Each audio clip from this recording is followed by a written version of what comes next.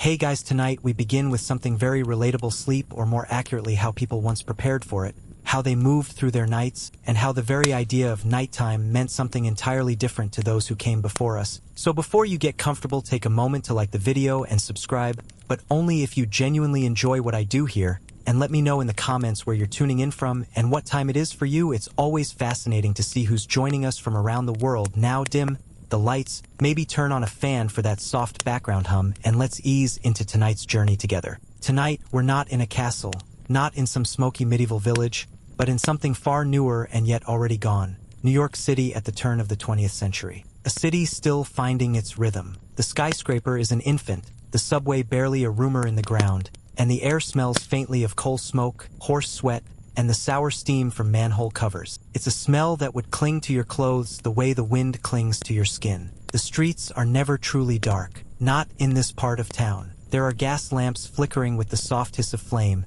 and here and there an electric light bulb, naked and too bright, hanging above a shop sign like some boast of modernity. The glow makes the night neither day nor proper night, just a kind of amber dusk that lasts until morning. You hear the clip-clop of horses pulling carriages, wheels crunching over cobblestones slick from an afternoon rain. Somewhere above, the elevated train shrieks its metallic cry, a sound so loud it makes conversation stop until the noise passes. This is the heartbeat of the city in 1900, mechanical, irregular, stubbornly alive. On the sidewalks, the night population comes out.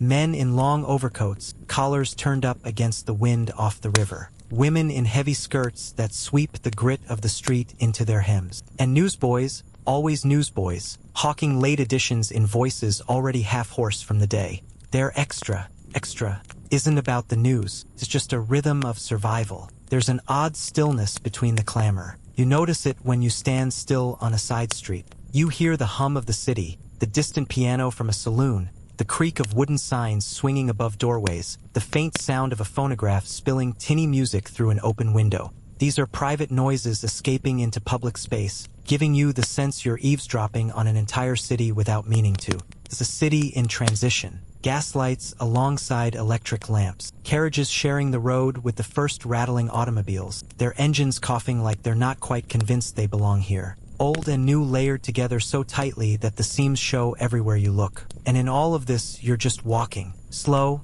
unhurried, letting the rhythm of the night seep in. Past an oyster bar, its windows fogged with the steam of boiling pots, the smell of brine spilling into the street. Past a cigar shop where a wooden Indian stands guard, colors dulled by years of city soot. Past a darkened tailor's shop where bolts of cloth stand in the window like quiet sentinels. Somewhere, a policeman taps his nightstick against the pavement, a slow, steady beat, not because he's chasing anyone, but because the sound says someone is watching. And from a fourth-story window, a woman shakes out a rug into the night air, as if the city below could absorb her dust. The thing about old New York at night is that it wasn't yet the city that never sleeps. It dozed. It rested in pieces. Whole streets might go still after midnight, the only motion being the sway of laundry lines in the wind. And yet, just a few blocks over, life roared on. Bars open till dawn, tenement rooms crowded with card games, dock workers starting the day before most had ended theirs. So you keep walking,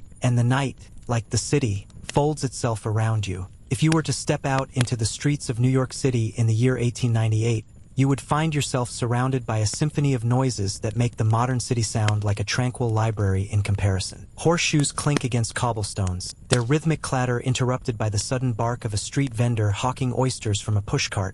Oysters, by the way, being cheaper than beef and often eaten by the bucketful. A trolley bell rings somewhere in the mist, and you briefly wonder how many pedestrians have been flattened this month by the same contraption. The answer is probably too many, but the trolley company prefers the term necessary progress. The air is thick, though not with the aroma of artisanal coffee. No, it's a stew of coal smoke, fish brine, and the faint sourness of yesterday's beer emptied onto the gutter. It is the kind of smell that clings to your clothes in a way no perfume can mask, though some perfumers will certainly try, bottling bouquet to Fifth Avenue for the daring. Street lamps cast their glow, though glow might be too generous. The gaslights of the poorer neighborhoods sputter like a tired match, leaving most alleys in a sort of moral and physical darkness. Electricity is creeping in uptown, but down here, the shadows still belong to gas and candle. And in these shadows, you will find all the occupations that flourish best when unseen. Card games that aren't quite legal, transactions that certainly aren't,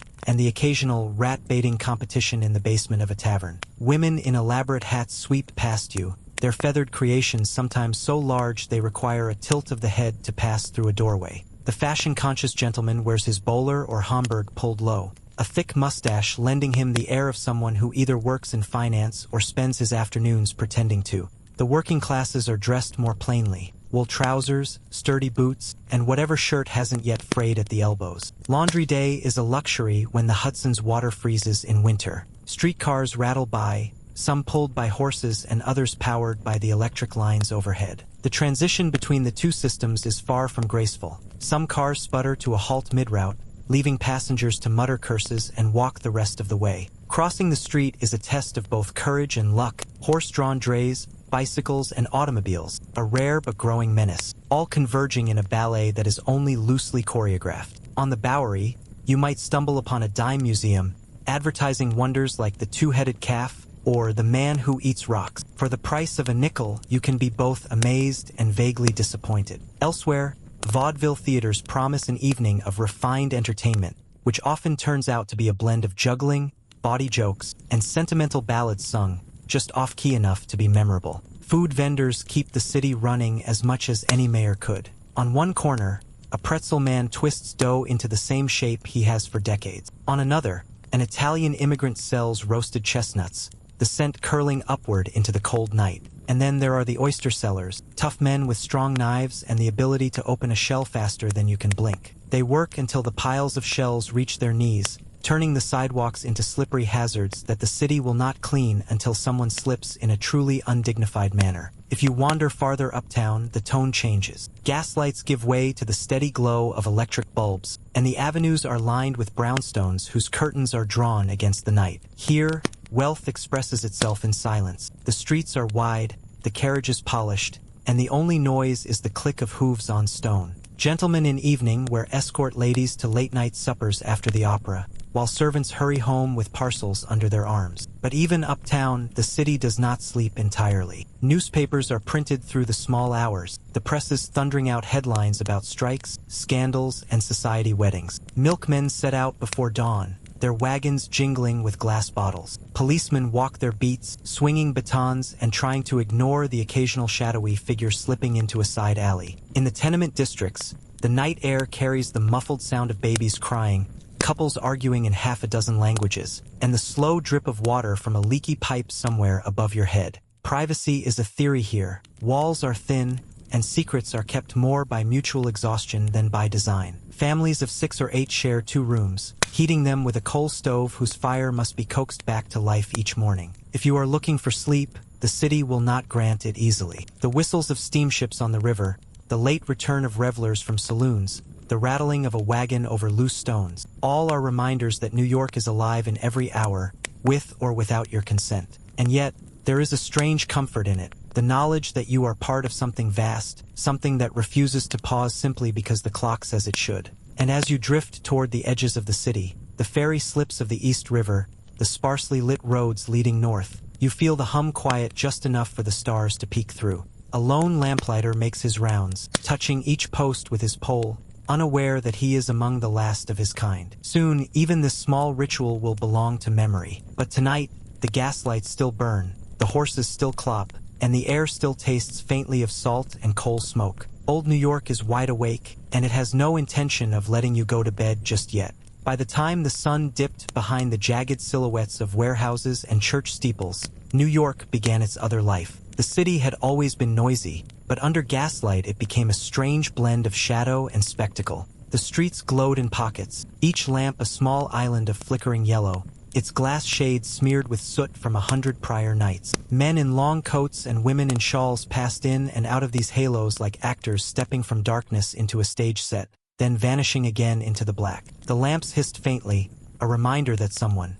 usually a boy not yet old enough to vote, had climbed each post with a long pole to coax the flame to life. The sidewalks, uneven and damp, smelled faintly of horse dung, beer, and the distant brine from the harbor. The air was heavy with coal smoke, which clung to collars and hair with an intimacy most perfumes could never achieve. Beneath the lamps, hawkers still shouted about oysters, cheap, plentiful, and eaten on the spot. Oyster shells littered the gutter in heaps, mingling with the remains of cigar butts, newspaper scraps, and the occasional apple core flung aside by a hurried passerby. Along Broadway, the glow was brighter, the crowds denser. Gaslight spilled through the windows of saloons, where swinging doors let out bursts of laughter and the sour-sweet smell of whiskey. Men in bowler hats leaned on the bar, smoking cigars so thick the air looked painted. Outside, vendors sold roasted chestnuts from blackened iron braziers, the smoke curling upward and catching in the lamplight like some lazy spirit reluctant to leave the earth. There was a peculiar democracy in the gaslight hours. Bankers rubbed shoulders with dockworkers, and chorus girls on their way to the theater hurried past widows carrying baskets of laundry. Street urchins darted through it all, offering to shine shoes for a penny, though they'd happily settle for a bite of bread instead. One could disappear here, in the glow and the blur, the way the city always promised but never quite delivered. In quieter neighborhoods, the gaslights took on a softer character. The hiss was gentler, the light more golden than white. Shadows of lace curtains swayed in the windows as the evening breeze came through. A stray cat padded along a fence, tail flicking, as if it too understood this hour as something delicate, an in-between time before true night descended. It was also the hour when illicit trades gained courage. In dim alleys, whispers were exchanged for coins, and parcels changed hands without eye contact. The police, dressed in dark blue and brass buttons, patrolled with a measured slowness, boots clicking against cobblestones. Sometimes they paused to speak to an old acquaintance. Other times they simply adjusted their helmets and kept walking, letting the shadows handle what the city didn't want to see. From tenement windows came the sounds of supper in progress, pots clanging, babies crying, the creak of a chair as someone sat down after a long day's work. The smell of boiled cabbage and onions drifted out, mingling with the sharper scent of coal stoves. In wealthier homes, dinner parties glittered beneath chandeliers, the glass prisms scattering light onto polished mahogany and faces powdered just enough to hide the fatigue of the day. If you lingered in the right place, you could watch the theater crowd gather. Ladies in silk gowns stepping carefully to avoid the mud, gentlemen with gloves and canes pretending not to mind the draft sneaking under their collars. The marquee lights were bolder here, brighter than the steady hum of gas, promising comedy, tragedy, and everything in between. Newsboys lingered at the edges, shouting headlines that mixed real danger with pure invention. Fires, political scandals, love affairs gone wrong. The city under gaslight was a kind of promise, romantic from afar, complicated up close. Every flickering lamp held the suggestion of glamour,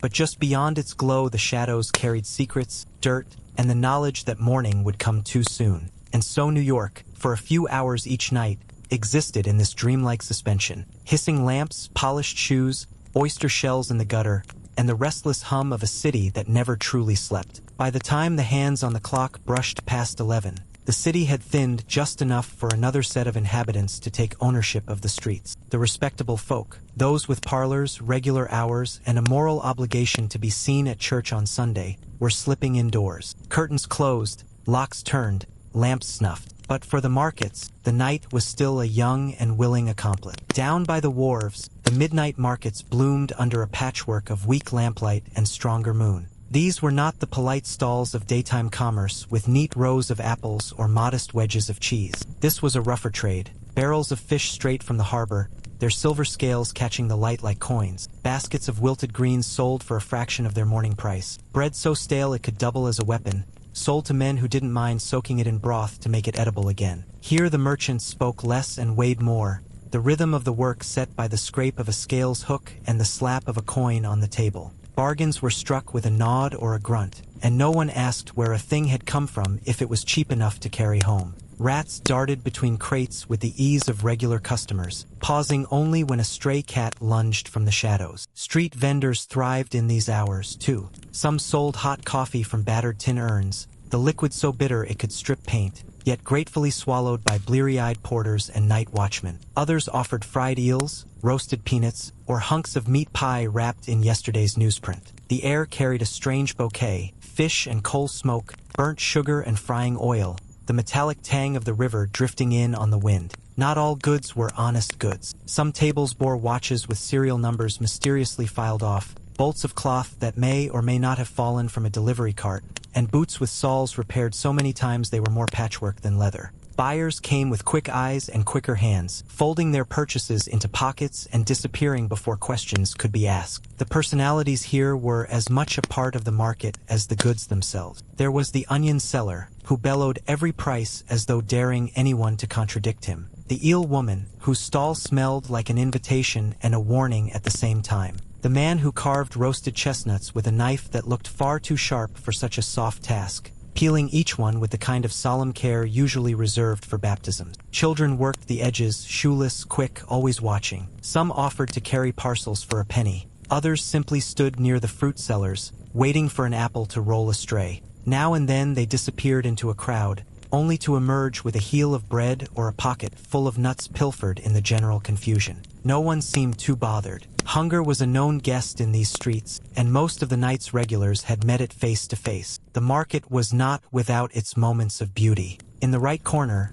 the lamplight hit the fish scales like handfuls of glitter thrown into the air. Steam curled from the coffee cups in ghostly ribbons. The call of one vendor, low, rhythmic, almost a chant, could carry across the stalls, sounding for a moment like a lullaby before being swallowed by the city's other noises. Some shoppers came not for the goods but for the company. Lonely men leaning on barrels with a drink in hand, women in shawls talking in low voices, as though they'd known each other all their lives. For a few hours, these streets offered a kind of community, rough-edged, smoke-stained, but undeniably real. And then, as the night deepened, the markets began to fold themselves away. Crates were stacked, carts wheeled off, the last chestnuts scraped from the brazier. The voices faded, the cobblestones grew emptier, and New York prepared to hand itself over to the truly late hours, when even the street lamps seemed to lean in closer, as though eavesdropping on whatever business dared to linger. If the markets were the night's working face, the saloons were its shadowed grin. Their doors did not exactly advertise themselves. Some swung open from street level with an unconvincing attempt at discretion.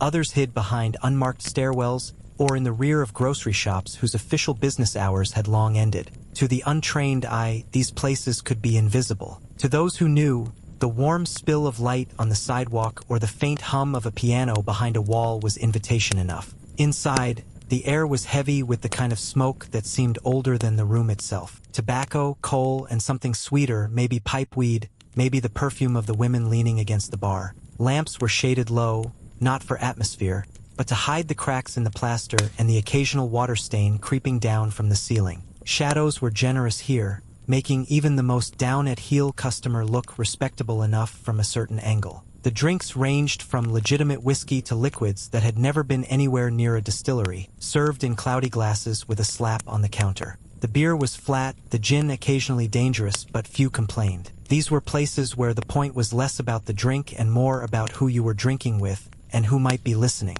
Back rooms had their own rules. Poker games stretched until dawn, the table cluttered with crumpled bills and a few coins that rolled dangerously close to the edge. Men smoked cigars down to the nub, leaning forward to mutter a bet or call a bluff. The language here was a mix of half-truths and non-answers, every statement carrying the weight of something not said. A nod could be a yes or a warning, or the start of a debt you'd regret agreeing to. Deals were struck in these corners, small ones, like the arrangement for a shipment of liquor to arrive at the dock at a certain hour, and larger ones involving property deeds or the quiet removal of a troublesome witness. Nothing was written down. The night had no patience for paperwork. Women worked the rooms with the ease of long practice, drifting from table to table with smiles that could be interpreted in a dozen ways. Some were selling companionship, some were listening for news worth passing on, and some were just there to keep the air from going stale with too much male bravado. They could tell you exactly how much you had left in your pocket without ever looking.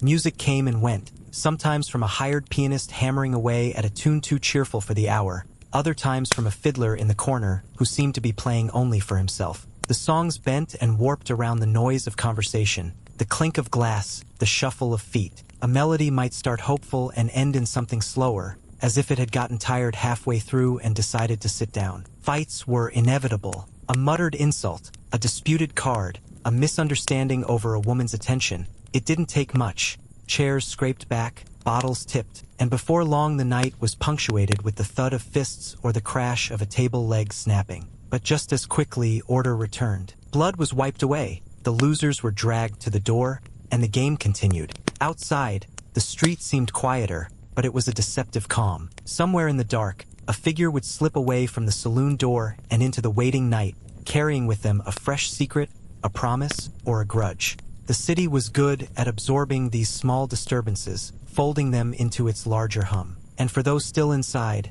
the hours stretched, the clock ignored, the world reduced to the warm radius of lamplight and the low murmur of deals still being made. It was only when the first pale suggestion of dawn began to bleed into the edges of the sky that the saloons reluctantly began to empty, their patrons blinking at the sudden reminder that the city beyond their walls was still moving, still watching. Not everyone in old New York's nightscape went home to a solid door and a familiar key. For many, home was whatever arrangement the city allowed them for the price they could pay, sometimes just for that one night. Boarding houses and flop houses spread across the poorer wards like unassuming parasites. They were not built to be noticed from the street. A narrow doorway between two shops, a flight of stairs that creaked like it had been warned not to trust you. The boarding house was the most respectable tier. If you had steady work and could afford to rent by the week, you might get a small room. Small meaning that you could stand in the center and touch both walls if you stretched. A bed, a washstand, maybe a hook for your coat, and that was the extent of luxury. Privacy was a relative concept. Walls were thin, and your neighbor's cough or the creak of their boots as they undressed could feel as close as your own breath. Meals were included in the better places, served at long tables where everyone ate quickly, hunched slightly as if guarding their plate. The food was heavy and plain: boiled meat, potatoes, bread that seemed to tire of being chewed. Conversation was brief, often about the weather or the price of coal, and rarely about anyone's personal business. Flop houses were another matter entirely. You didn't rent a room, you rented space. Sometimes a narrow cot in a communal hall, the rows stretching out under a ceiling that sagged in the middle. Sometimes a two-penny hang where you could pay for the privilege of leaning forward, arms over a rope, to sleep half-sitting. It was cheaper than a bed, but not necessarily kinder to your back. The air inside was a stew: unwashed clothes, damp wool, tobacco smoke, and the faint ammonia bite of disinfectant that was supposed to reassure you.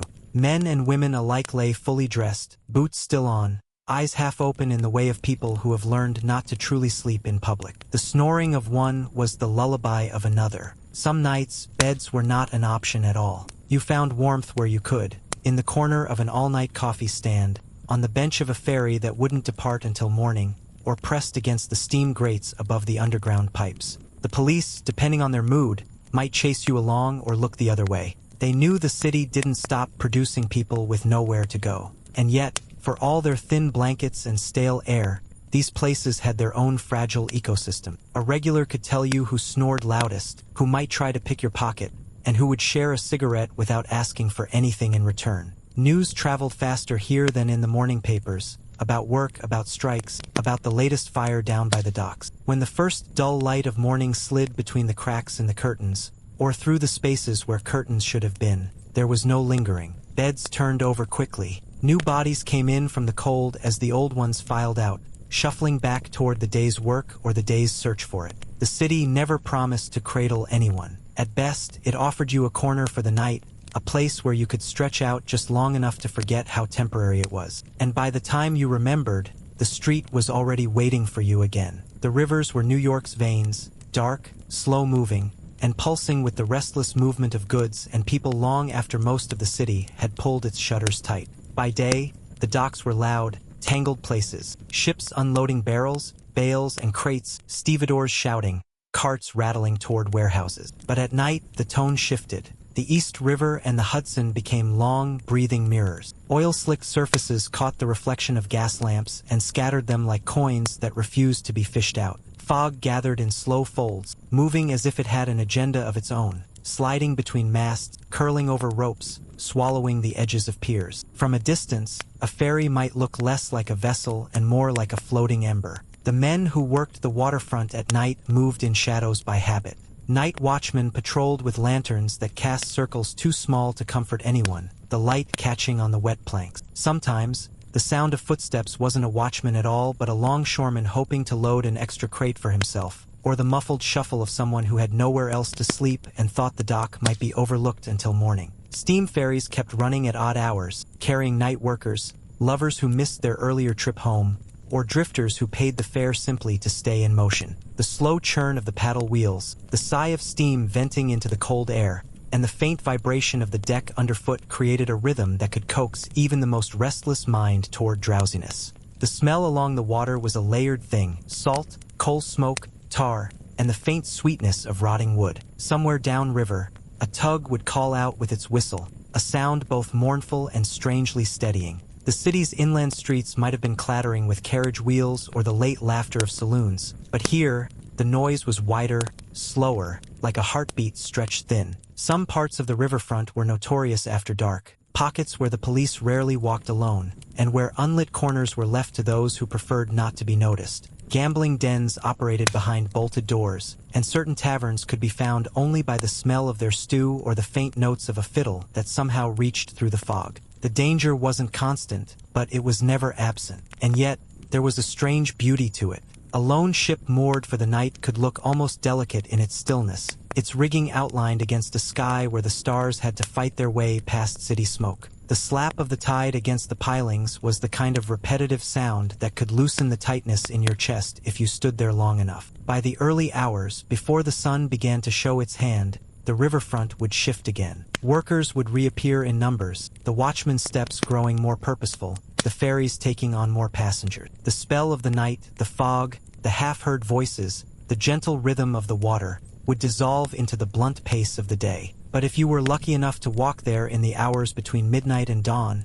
you could catch the city in a kind of unguarded moment, the river holding it like a secret it had no reason to share. Long before supermarkets and 24-hour delis, the beating stomach of New York after dark was its midnight market. They were scattered across the city like small islands of noise and light, Bowery stalls clinging to the curb, the bustle of Washington Market, the pushcarts huddled along the Lower East Side. These were places that refused to admit the day had ended, as if hunger and business both had a stubborn disregard for clocks. Here, the air was never quite fresh.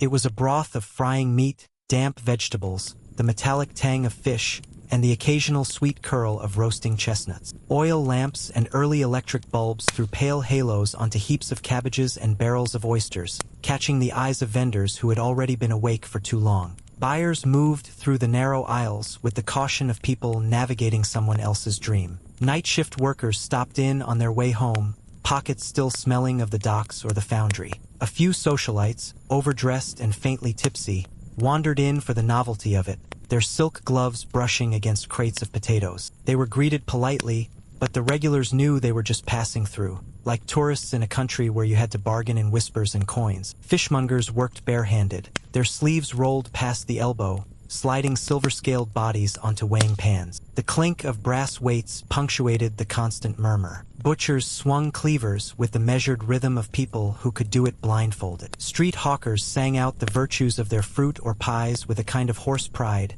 their voices scraping against the cold air. There were deals here that only existed between midnight and dawn. Bundles of herbs cheap enough for the poor, cuts of meat almost good enough for the rich, loaves of bread from the day before sold for pennies to anyone who didn't mind the crust. These markets fed the city's thrift and its appetite in equal measure. Children darted between stalls, some carrying home parcels for their mothers, others weaving through the crowd in search of something they could lift without being noticed. The vendors pretended not to see, sometimes because they didn't care, sometimes because they had once been those children. Every so often, a policeman would stroll through, the slow swing of his lantern making the shadows breathe. He might buy a sandwich or just nod to the regular sellers, keeping the peace in a place that didn't often need it. The city was quieter here than in the saloons, but it was not still. The hiss of steam from coffee urns, the clatter of tin cups, the rustle of paper wrapping fish, the squish of cabbage leaves underfoot, all of it combined into a kind of soft percussion that carried for blocks. And when the first suggestion of daylight brushed the rooftops, the market began to fold in on itself. Stalls were dismantled, pushcarts wheeled away, barrels rolled back into storage. The vendors went home to sleep while the rest of the city was just waking. By the time the morning shoppers arrived, there would be no trace of the midnight trade, except for a few cabbage leaves skittering along the gutter, whispering that the night had been busy. In 19th century New York, oysters were not a delicacy. They were a necessity, cheap, plentiful, and eaten with the sort of casual greed usually reserved for bread or beer. And if the city above slept, the oyster cellars below certainly didn't. These were half-lit caverns tucked under street level, often entered through a crooked staircase so narrow you had to turn sideways. Once inside, the air was thick with two smells, brine and beer. The brine clung to everything: the wood tables, the customers' coats, the barkeep's hair. Beer softened it slightly, though only in the way a candle softens the dark. Lanterns glowed against damp brick walls, their light catching the gleam of oyster shells stacked in careless pyramids. The floors were always a little wet, as if the tide had just gone out. Men sat hunched over tables, elbows planted firmly, prying open shells with the speed of experience. Women came here too, not the sort invited to Fifth Avenue dinners, but the kind who knew their way around a late-night conversation and didn't mind a little smoke in their hair. Sailors mixed with clerks, longshoremen with actors, gamblers with people pretending not to be gamblers. Everyone spoke in the same low register, their voices wrapped in the mutter of the room. The oysters themselves were enormous by modern standards, thick-shelled, brimming with cold seawater, and priced so low a man could eat a dozen for the cost of a nickel beer. They were swallowed whole or chewed slowly, depending on how many beers had come before them. Hot sauce was rare, lemon slices rarer still. Mostly, people sprinkled a little vinegar, maybe some pepper, and called it good. Behind the counter, the shucker worked without pause. His knife was short, his hands fast, and his eyes seldom looked up. He was paid by the oyster, not the hour, and it showed. Every so often he'd drop a shell into a growing pile, the sound sharp enough to cut through the chatter. It was the room's only steady rhythm, aside from the occasional scrape of a chair leg. Some cellars doubled as gambling dens, the oysters serving as a convenient excuse for a night that had less to do with food and more to do with money changing hands under the table. Others were simply meeting places for men avoiding their homes and women avoiding theirs. The city above might have drawn its lines between classes, but underground those lines blurred, if only for the length of a meal. The best cellars stayed open until the sun began leaking into the grates above, casting pale stripes of daylight across the damp tables. Patrons would climb the stairs blinking like miners, pockets lighter, stomachs heavier. The streets would smell faintly of the sea until the morning air thinned it away. And then, as if it had all been imagined, the doors would close, the shells would be swept into barrels, and the cellar would wait for darkness to bring the tide back in. By day,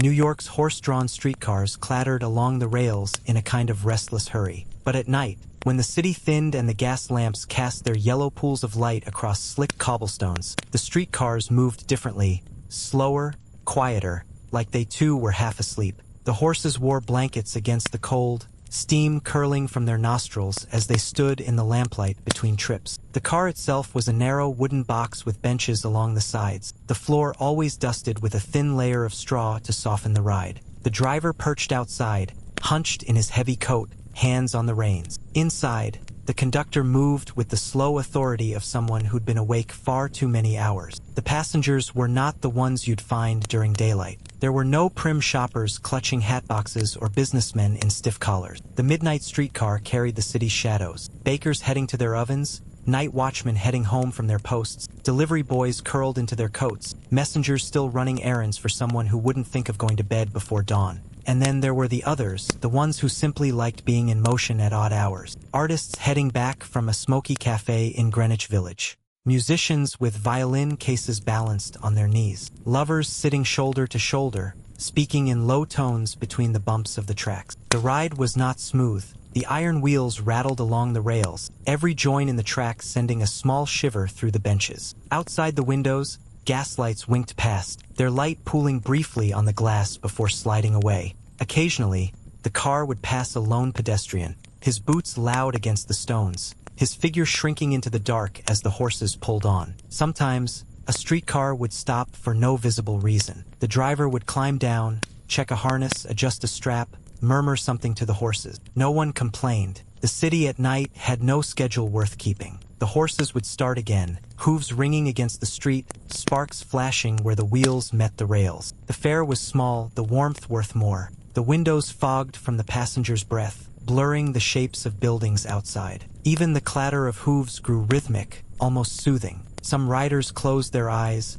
lulled into that half-sleep that comes from being carried somewhere you don't have to think about. And then, just as easily, it would be over. The horses would slow, the conductor would pull the strap to signal a stop, and a passenger would step down into the cold, their footsteps swallowed by the quiet. The car would rattle on, taking its small cargo of sleepless souls toward whatever part of the city still had lights in its windows. By dawn, the horses would be stabled, the tracks would glisten with frost, and the city's day shift would step onto the same streetcars, never knowing that only hours earlier, these same benches had carried a different world entirely. There were few places in old New York where the line between night and day blurred as completely as in the all-night diners. These weren't the chrome and neon affairs of the mid-20th century, but narrow, steamy rooms tucked between taller buildings, places where the scent of coffee, frying onions, and coal smoke hit you before you even touched the brass handle of the door. Inside, the light was harsh enough to make the steam in the air look almost solid. White aprons moved behind the counter, their pockets clinking with change, the sound of plates stacked and coffee poured layering into a kind of steady, unending rhythm. The menu was painted on a board and never really changed: eggs, ham, toast, coffee so strong it could keep a mule awake, and pie, always pie, sitting under glass domes. At one end of the counter, a policeman with a loosened collar worked his way through a slice of apple pie. He wasn't there to talk. He was there to sit, to be warm, to let the clock tick without chasing him. At the far corner, two women in hats and gloves shared a pot of tea, their voices low but sharp, like they were exchanging news they'd rather not be overheard. Then there were the workers, the newspaper printers with ink under their fingernails, the bakers from uptown who smelled faintly of yeast, the street sweepers thawing out with cups of coffee held between both hands. They didn't linger for conversation. They ate like the food was fuel, paid in coins, and stepped back into the darkness. Every diner had its regular night dwellers, a man who always sat in the same stool, staring at the same coffee cup as if waiting for it to reveal the future. A cab driver who leaned his head on his folded arms between fares, waking just long enough to down another mug. A pianist from some dimly lit saloon who stopped in at 3 a.m., still smelling of cigarette smoke and gin. The waitresses were a breed unto themselves. They moved with a speed that looked casual, but their eyes missed nothing. They could pour coffee without looking, take 3 orders at once, and fend off a drunk with a single raised eyebrow. If you came in enough, they'd start sliding your usual order onto the counter without a word. Outside, the city was dark, but in here time didn't matter. There was no closing up, no last call. The night could be rainy or bone cold, the streets slick or empty. It didn't matter. The diner was always the same, the warmth constant, the coffee endlessly refilled until dawn broke somewhere beyond the steamed-up windows. By the time the first delivery boys of the morning clattered in with their carts, the night crowd would thin. The policeman would button his coat, the street sweepers would be gone, and the musician would leave, humming something half-forgotten. The diner would never be empty, not really. The door would just keep swinging, trading one kind of New Yorker for another. Down by the harbor,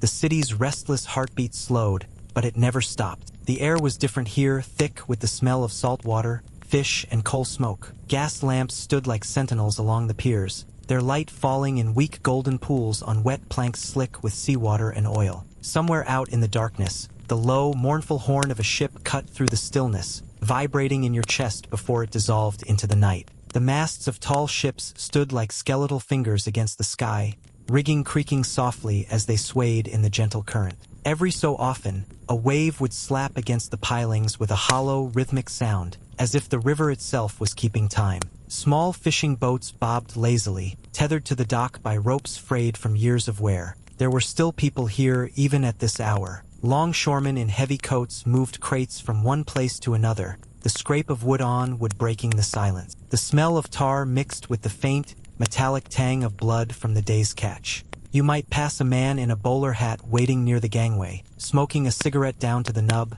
his eyes scanning the decks for someone or something. The harbor was also home to the drifters, the ones with nowhere else to be. They kept to the shadows, huddled near stacks of rope or under the overhang of a warehouse roof. Some watched the water as if it might offer an answer.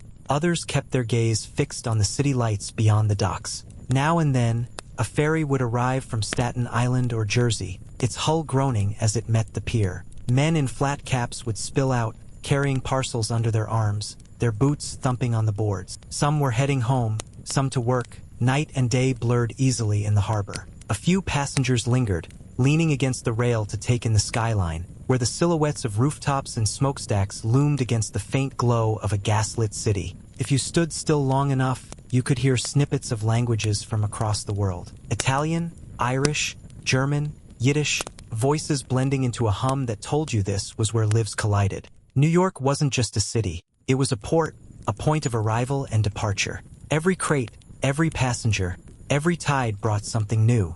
Occasionally, a police patrol would wander by, their lanterns swinging, the light glinting off the water. They rarely bothered with questions. The harbor was a place where things came and went. Goods, people, secrets. Better not to know too much. By dawn, the fog would roll in, softening the outlines of everything. The harbor would vanish into a pale, dreamlike haze, and the night workers would disappear, replaced by a new wave of noise and movement. But in the still hours between midnight and sunrise, the harbor belonged to the shadows, the salt, and the low song of the river. In the deep hours of night, when the respectable brownstones had long since shuttered their parlors and drawn their curtains, the boarding houses and rooming hotels of old New York remained restless. These were not the elegant accommodations of uptown hotels, but the narrow, leaning buildings that lined side streets and avenues in the poorer quarters, each one smelling faintly of boiled cabbage and kerosene. The hallway was the first thing you noticed, narrow as a coffin lid and dimly lit by a single gas jet that hissed softly,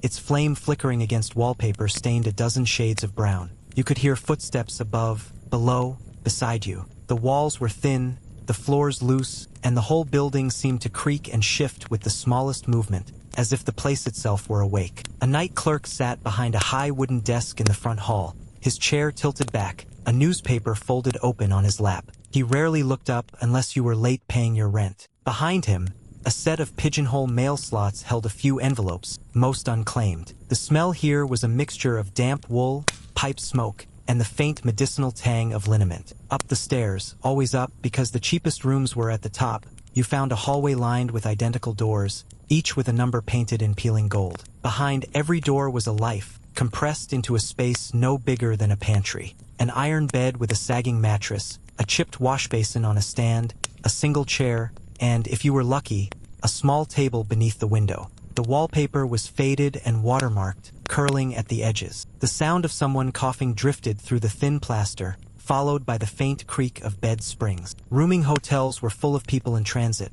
dockworkers, seamstresses, widows, traveling salesmen, and those who had simply run out of better options. Some stayed a week, others for years, paying their rent in crumpled bills or coins left on the counter. You might pass a neighbor on the stairs, exchange a nod, and never learn their name. Privacy was an illusion, but anonymity was easy to come by. The communal bathrooms were at the end of the hall, cold, dimly lit spaces where porcelain sinks stood in a row and a single clawfoot tub waited behind a curtain stiff with mildew. The water was never quite hot enough, and you learned quickly to bring your own soap. Downstairs, the parlor doubled as a dining room, with mismatched chairs and a sideboard where a large pot of stew might be left to simmer. Meals were not included, but boarders often pooled their coins to buy bread, tea, or whatever meat was cheapest at the market.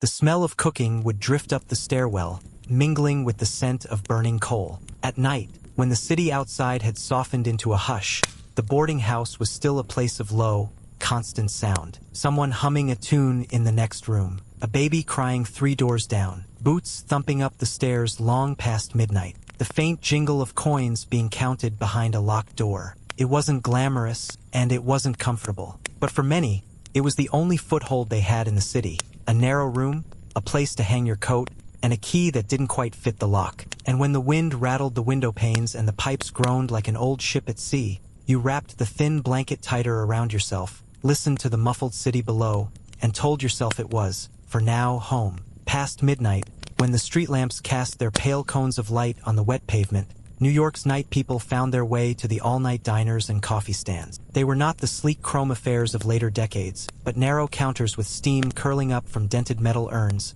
glass cases of pies slowly fogging, and a weary man in a white apron who had seen far more nights than mornings. The coffee was not good. It was black, thin, and bitter, poured from a pot that had been kept warm for too many hours, but it was hot, and that mattered more than taste. You could wrap your hands around the chipped mug and feel the heat seep into your fingers. The clink of ceramic cups and the low hiss of frying grease were constants, broken only by the occasional order shouted toward the back. 2 eggs over easy, hold the ham. Customers came in waves. There were the men from the docks, shoulders hunched against the cold, their caps pulled low, smelling faintly of rope and salt water. There were cab drivers in flat caps, jingling coins in their pockets, talking in quick bursts of slang and complaint. There were policemen on the graveyard shift, their uniforms smelling faintly of wet wool and tobacco. And there were the night wanderers, actors just off a late show, tired women in cheap coats, young men with nowhere to be but here. The menus were short: eggs, hash,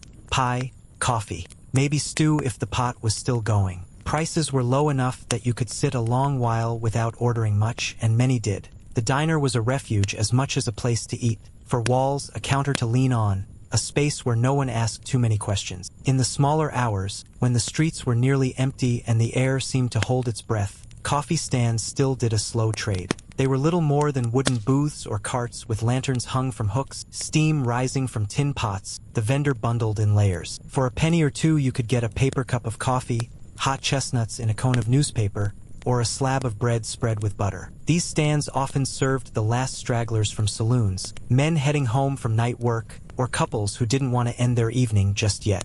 The city looked different through the windows of a diner at 3 in the morning. The wet shine of the pavement caught the glow of the street lamps, and now and then a carriage or early motorcar would pass, wheels hissing in the damp. Inside, the air was thick with warmth, the faint sweetness of pie, the metallic tang of coffee. You could linger here, half awake, half dreaming, while the door opened now and then to let in a rush of cold air and another stranger in search of light. There was something comforting in the knowledge that, no matter the hour, somewhere in New York a counterman was leaning on his elbows, a pot of coffee was still on the boil, and the city's night heart kept beating. By the early years of the 20th century, the city was tired of its own noise, though not enough to quiet down. The elevated railways, those iron-limbed skeletons clattering above the avenues, had been the future once, when people still marveled at anything that moved on its own without a horse. In their day, they were the veins and arteries of New York, pumping clerks, factory girls, salesmen,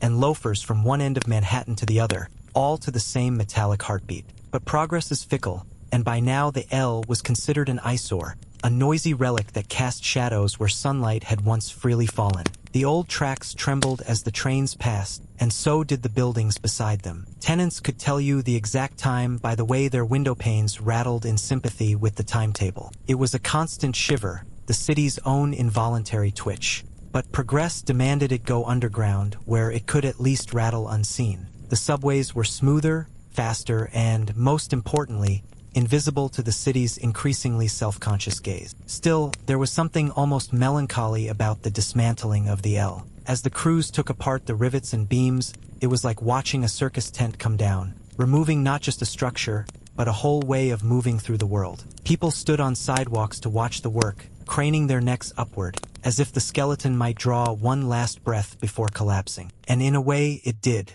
The last runs were crowded with nostalgia seekers, camera enthusiasts, and people who just wanted to be able to say, "I was there." The truth is, the L never really left. It still hums faintly in the city's subconscious. Its shadow lingers in old photographs, and in the way certain streets still feel like corridors even without the overhead canopy. The ground where the tracks once clattered remains stubbornly dark in memory, even though the sun reaches it now. And yet, for all its noise, the L was slow. It forced you to look at the city inch by inch. Passing above the streets, you saw into tenement windows, across laundry lines, down into pushcarts and markets. The subway would give you none of that, just a rush from one station to the next, the in-between swallowed by tunnels. Progress came at the cost of the view, though no one seemed to mind for long. In New York, nostalgia never wins for more than 5 minutes before the next big thing takes the stage. There's a lesson there, though perhaps not the one the city thinks. The L was ugly, yes, but it was also a stage where every passenger was both audience and performer,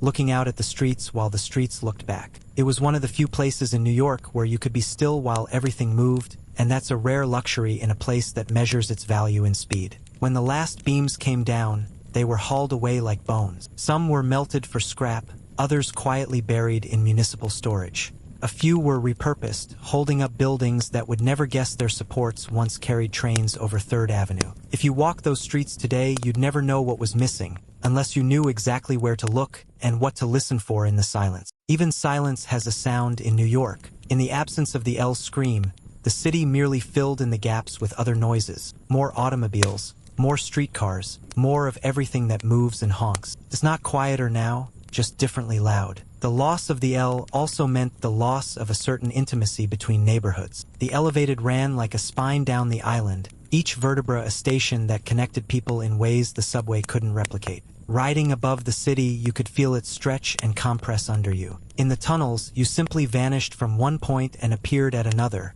as though the city in between had ceased to exist for the duration of your trip. By the time the last elevated lines were dismantled, the city had already made peace with their absence. This is New York's gift and curse, its ability to forget yesterday with ruthless efficiency. There's always a next thing to build, to promote, to crowd into, until the old thing is not so much replaced as erased. But sometimes, late at night, when the streets are empty enough and the wind comes in from just the right angle, you might hear it, the ghostly rattle of a train high above your head, crossing a bridge that isn't there anymore. It's the kind of sound you're not supposed to notice, but once you do, you can't quite unhear it. It's as if the city itself remembers, even if it won't admit it.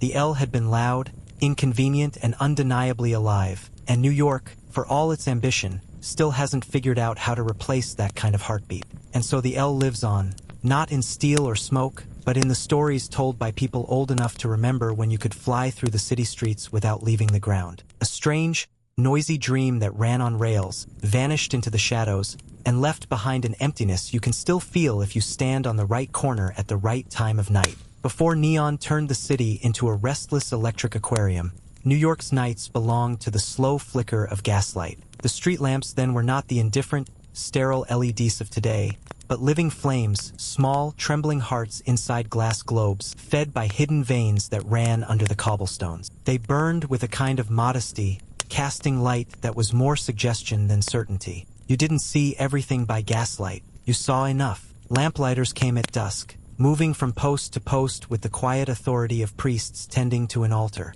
In their wake, the streets bloomed into pale gold, the kind of light that seemed to soften everything it touched, even the brickwork. For a moment, the city looked almost benevolent. The shadows, though, were thicker than, richer, with edges you could vanish into completely. It was a city of faces half seen, of figures passing just outside the circle of light, of whispers carried on a wind scented faintly with coal smoke and damp stone. There was romance in it, though only if you were standing still. For those hurrying home, gaslight could be a treacherous companion. It did not flatten danger the way electric light would. It sculpted it, let it linger in corners and alleyways. Even respectable neighborhoods held shadows long enough for someone to disappear into them without a trace. But New Yorkers, being New Yorkers, adapted. They learned to walk with purpose, to keep a hand in their coat pocket, to glance back just once before rounding a corner. The gas itself was not without hazards. Leaks were common, explosions occasional, and the smell, an odd metallic sweetness, was simply part of the background scent of the city. Still, the lamps persisted because they worked and because they gave the streets a certain theater. Pass by a tavern at night and you'd see the light streaming out of its door like liquid, pooling on the cobblestones. Shop windows glowed like little stages, mannequins frozen in tableaus of tailored suits or lace-trimmed dresses, their stillness made eerie by the flicker of the flame behind them. It was the flicker that gave gaslight its character. Electric bulbs would later erase that uncertainty, but in the gaslit age, nothing was perfectly steady. The light quivered with every gust of wind, every slight adjustment of the flame. It made faces change as you spoke to them, eyes glinting one moment, disappearing into shadow the next. Lovers probably found it flattering, debt collectors perhaps less so. Inside the better homes, gas jets hissed quietly on the walls, sometimes with elaborate glass shades to diffuse their glow. It was a softer light than candle or oil lamp, but still prone to sputtering when the mains were troubled. In summer, the heat from them could be oppressive, baking rooms already heavy with humidity. People learned to live with this, just as they lived with the constant faint film of soot the lamps produced. Complaints were mild, alternatives were few. Gaslight was not just a means of seeing, it was a measure of time. The first flare of the lamps meant the day's respectable business was done. The city was shifting into its other life. Restaurants filled, theaters lit their marquees, and streets that had been dull corridors by day turned into living, breathing arteries. For all its dangers, the night belonged to gaslight in a way the day never could. But progress, as always, was impatient. By the turn of the century, electric lighting had begun its slow but unstoppable march across the city. It was cleaner, safer, and, most importantly, brighter. There would be no more forgiving shadows, no more theatrical half-darkness. Gaslight was declared old-fashioned, even romantic in the way obsolete things become romantic once they're gone. One by one, the lamplighters vanished from their routes. Their ladders and long poles retired to storage or scrap. Some neighborhoods clung to their lamps as long as they could, not from sentimentality, but because the electric companies had not yet reached them. In those last holdouts, you could still see the old routine. Flame catching in the globe, a brief flare, the lamplighter's face lit from below like a magician's, and then the quiet walk to the next post, and the next, until the street was strung with little points of trembling gold. Today, if you find yourself in a park or a preserved district with a restored gas lamp, it feels almost like stepping into someone else's dream. The light is gentler, less certain, and the air around it seems thicker somehow, holding on to the warmth just a little longer. It's a reminder that the city was once lit by hands, not switches, that the night had a pulse and a personality that came from fire, not wire. Gaslight didn't vanish with a bang. It faded, replaced in chunks of the city until its absence was simply normal. Most people didn't notice the change until it was complete. That's how the city works. But for those who did, the memory is sharp. The scent of coal gas, the hiss of the flame, the long stretch of shadow between two pools of light, and the quiet certainty that you were walking through a city that was alive in ways the modern one only pretends to be. While most of the city tried to fold itself into beds and boarding house bunks, a different New York clock began to tick. Night work had its own breed of citizens, people who measured their days backward, who knew the city not by the shopfronts and chatter of noon, but by the hiss of steam grates and the shuffle of delivery carts in the moonlight. The newsboys were the smallest of this tribe, and perhaps the loudest. By day they shouted headlines into the din, but at night, especially in the early hours before sunrise, they became something stranger. You could see them clustered around the printing houses, hands jammed in pockets, waiting for the ink to dry on the morning editions. They were streetwise, underfed, and rarely in bed before dawn. For them, the city was one long opportunity broken into editions, morning, afternoon, evening. And if they could sell a few copies to an insomniac bartender or a homeward-bound theatergoer, all the better. Then there were the night watchmen. They were not quite policemen, not quite janitors, more like silent stewards of empty spaces. Each had a ring of brass keys that seemed impossibly heavy, like they'd been collected from 100 different centuries. Their job was to keep things exactly as they'd found them, which in New York was a losing battle. They patrolled warehouses, banks, and the silent floors of office buildings that by day buzzed with typewriters. Alone with the creak of wooden staircases and the occasional rat, they learned to measure time by the turn of a lock or the echo of their own footsteps. Bakers were the quiet miracle workers of the night. While the rest of the city dreamed, they worked in rooms hotter than any summer street, pulling endless rows of bread from cavernous ovens. By dawn, they'd vanish, leaving behind only the smell of yeast drifting into the first commuter trains. If you walked past a bakery at 3 in the morning, you could catch a glimpse of their world, flour dust in the air like snowfall, a rhythm of kneading and shaping as steady as any heartbeat. Docks, too, were never still. Cargo ships slid in under cover of darkness, their decks lit by swinging lamps. Longshoremen hauled crates and barrels onto the piers, their boots thudding on damp planks. The river's black surface caught the lights of the city in broken fragments, as if it were hoarding its own version of the skyline. The men worked in teams, calling to one another in a mixture of English, Irish, Italian,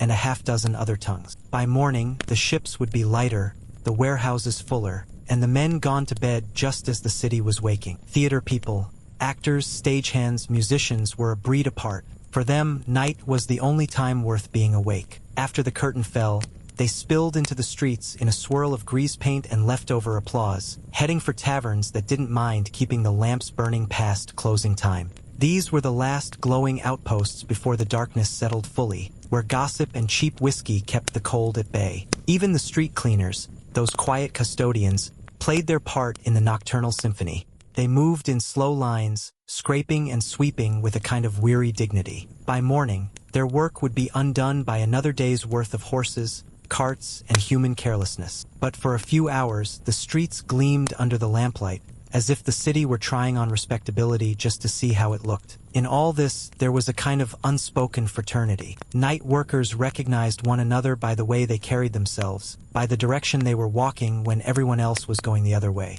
There was no rush in them, no frantic push toward the day's appointments. Their hours belonged to a slower, stranger rhythm, one in which time could stretch like the long shadow of a gas lamp and fold in on itself before anyone noticed. The city, in those hours, was both more dangerous and more forgiving. Streets emptied of pedestrians became vast, echoing corridors. A man could vanish here, or he could walk for miles without seeing another soul and feel entirely at peace. The sounds were different, too, less about the mass roar of traffic and more about individual notes. The clink of a bottle, the far-off ring of a trolley bell, the murmur of the river. And so the night passed, claimed not by silence, but by a smaller chorus of work and survival. By the time the first streaks of daylight began to show, these workers were already folding up their hours, locking their doors, banking their ovens, and heading for home. They left the city to the commuters and shoppers, the children and policemen, the bright, hurried crowd that believed the real day had only just begun.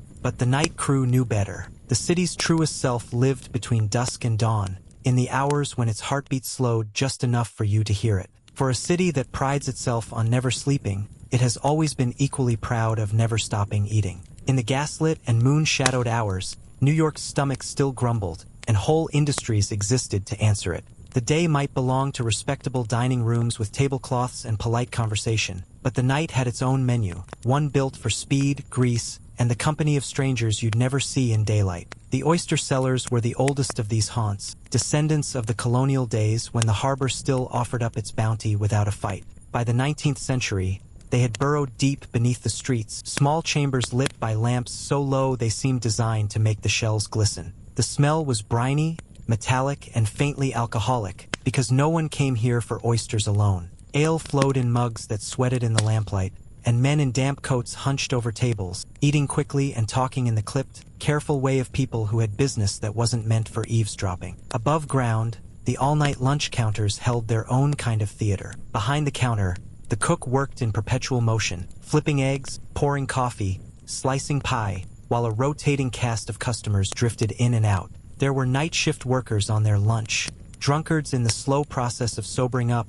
and solitary men who ate without removing their hats. The stools spun lazily when someone got up, as if reluctant to be left empty. And then there were the push carts, little islands of light in otherwise dark streets. Vendors stood behind them, stamping their feet against the cold, serving hot chestnuts, pretzels, and steaming cups of coffee that tasted faintly of tin. The carts gathered where the foot traffic was thinnest, as if conspiring to serve only those who truly needed them. Their customers were the stray cats of the human world, restless, aimless, and hungry at odd hours. At the higher end of the spectrum were the private supper clubs, where the wealthy could pretend they weren't being scandalous simply by changing the name of their vice. Behind discreet doors, the tables were set with silver and crystal, the champagne flowed, and the music played until the horizon began to pale. Actors, politicians, and society figures mixed with a dangerous ease, knowing that the night had a way of erasing distinctions. The city's food at night had less to do with appetite and more to do with survival, of mood, of energy, of face. A newsboy might spend his last penny on a meat pie to keep him upright until dawn. A theater girl might split a sandwich with a stagehand before catching the last streetcar home. Longshoremen drank coffee so strong it could have passed for engine oil, just to get through another hour on the docks. Food was fuel, but it was also ritual, a way to claim a little corner of the night as one's own. Even the hotels played their part. Their dining rooms might have been closed, but their kitchens never truly slept. Bellhops and porters could always be bribed to send up a tray, cold chicken, bread, a wedge of cheese, to a guest whose evening had stretched past the limits of the formal schedule. Room service was an unspoken contract between night owls. I will bring you your midnight meal, and I will never ask why you need it. Some of the best smells in the city were born after midnight. The rich tang of coffee drifting from a roaster's shop, the faint whiff of frying onions from a diner, the buttery perfume of fresh rolls pulled from an oven. They mingled with less pleasant aromas, the sour reek of beer-soaked sawdust in taverns, the acrid bite of coal smoke, but together they formed a scent map of the nocturnal city. By dawn, these places would be nearly empty, their floors littered with peanut shells, matchsticks, and the occasional forgotten hat. The night's appetite would fade, replaced by the crisp, officious smells of the morning, shaving soap, bread deliveries, hot water boiling for tea. But for those few hours between midnight and sunrise, New York fed itself in its truest form, quick, noisy, and unbothered by etiquette. In the end, the city's late-night food culture was not about what you ate, but about where and with whom you found yourself eating. You could be elbow to elbow with a dock worker, a theater star, and a pickpocket, all chasing the same bowl of stew. The night, like hunger, made equals of everyone. Not all of New York's after-dark haunts were marked by glowing signs or welcoming doors. Some you found by accident, others by invitation, and a few only if you already knew the right knock. The city's gambling rooms were everywhere and nowhere,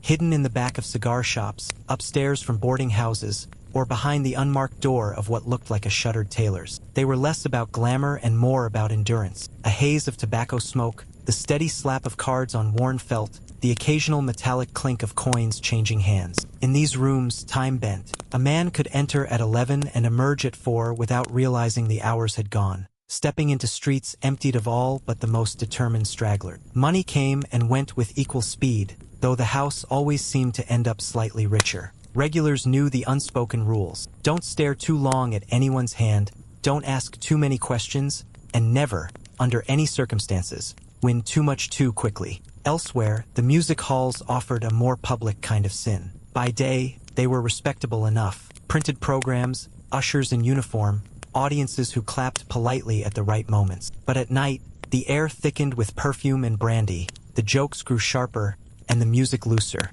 The performers knew their audience had come for more than songs. They wanted a taste of something they could not find at home. And so the laughter was too loud, the applause too long, and the whole thing carried a faint scent of rehearsal that only made it feel more dangerous. There were smaller stages too, tucked into basements or side rooms, where the lights were dim enough that you could pretend you weren't really there. These were the places where a piano could play until dawn without anyone knocking to complain, where the drinks were poured in mismatched glasses, and where you could meet the kind of people you'd never run into at the market, or if you did, you'd both agree never to mention it. Illicit drinking dens were their own breed, evolving with the times. Before Prohibition, they hid mostly for reasons of licensing and discretion. After Prohibition, they hid for survival. Either way, they thrived on secrecy. The best of them were quiet, candlelit rooms with a bar that never seemed to run dry and a clientele that knew how to keep a secret. There was always a man in the corner who seemed to know everyone's business, and always someone at the piano who could make a sad song feel like a promise. But not every night game was about cards or dice. New York has always had its pool halls, its backroom chess tables, its domino sets spread across kitchen tables in apartments where the neighbors pretended not to notice the hours. These were smaller wagers, the currency often measured in drinks or favors instead of cash. Yet the same laws applied. Don't cheat, don't brag, and remember that a good loser leaves more welcome than a bad winner. The police officially disapproved. Unofficially, they understood the balance. So long as the trouble stayed indoors and didn't spill into the street, it was tolerated, sometimes with a small, regular payment to ensure that tolerance continued. It was an arrangement as old as the city itself, and it kept the wheels turning just smoothly enough to avoid open scandal. There was a rhythm to these places. The early hours were for settling in, buying a drink, finding a table, loosening your tie. Midnight was when the energy peaked, dice rattling, cards flashing, music swelling. By 2, the crowd had thinned to the most stubborn, the ones unwilling to let the night go. By 4, only the owners and the truly unlucky remained, tallying losses or counting the till. And then the dawn would come, indifferent as ever, painting the streets in colors too honest for the night's illusions. Players stepped out squinting, smoke clinging to their coats, the sound of cards and laughter still ghosting in their ears. They would head home, if they had one, or to a diner for coffee, blending back into the city's anonymous flow. The rooms themselves would empty, the tables cleared, the lamps turned low. For a few hours, they would look like nothing at all, just bare spaces with scuffed floors and mismatched chairs. You could walk past in daylight and never suspect the life they held after dark. That was their true magic, the ability to vanish into the city until the sun went down again and the game began anew. Dawn in old New York did not arrive with fanfare. It seeped in quietly, pale and deliberate, as if unsure it had been invited. The streets that only hours before had felt endless and dangerous now seemed smaller, shrunken in the clear light, their secrets packed away for the day. Shadows retreated into alleys, the lamps went dim, and the last of the night's patrons, hat brims low, collars turned up, drifted toward whatever passed for home. The city smelled different in the early hours. The smoke of the night cigars and coal stoves still lingered, but now it mingled with the yeast-sweet scent of fresh bread from bakeries, the acrid steam from street cleaners' carts, and the faint brine from the river. Even the air felt thinner, as if the night had been holding its breath and was finally letting it go. The newspaper wagons rattled along the cobblestones, stacked high with still warm bundles that would be scattered to street corners before most people stirred. Milk wagons clinked softly, their horses moving at a pace that suggested they had done this route so often they could have navigated it blind. Somewhere, a lone piano, maybe in a music hall someone forgot to lock, played a tune to an audience of one. Shopkeepers raised their shutters with a metallic groan, letting the first sunlight in like a guest who had been standing impatiently at the door. Market stalls reappeared,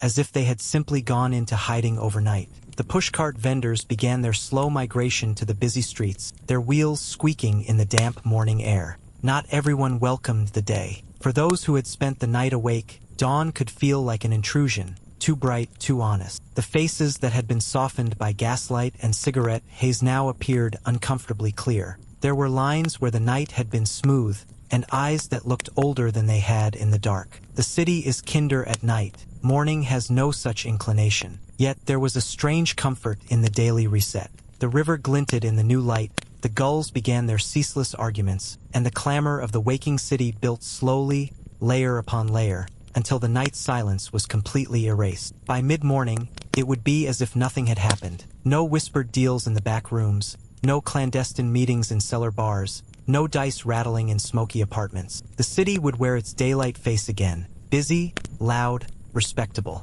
But the night never really left. It lingered in the memory of those who had walked its streets, eaten its hurried meals, and heard its quieter music. It hid in the corners of empty rooms, in the smell of beer in the boards of old taverns, in the rhythm of the elevated trains that were gone but still echoed in the mind. It waited, patient and certain, for the sun to set again. And when it did, the city would open its other eyes, stretch its limbs, and breathe in that first deep breath of darkness. The lamps, whether gas or electric, would flicker to life. The doors that meant nothing in daylight would become thresholds to other worlds, and the whole restless machine would begin turning once more. Because New York has never truly slept. It only closes one eye at a time,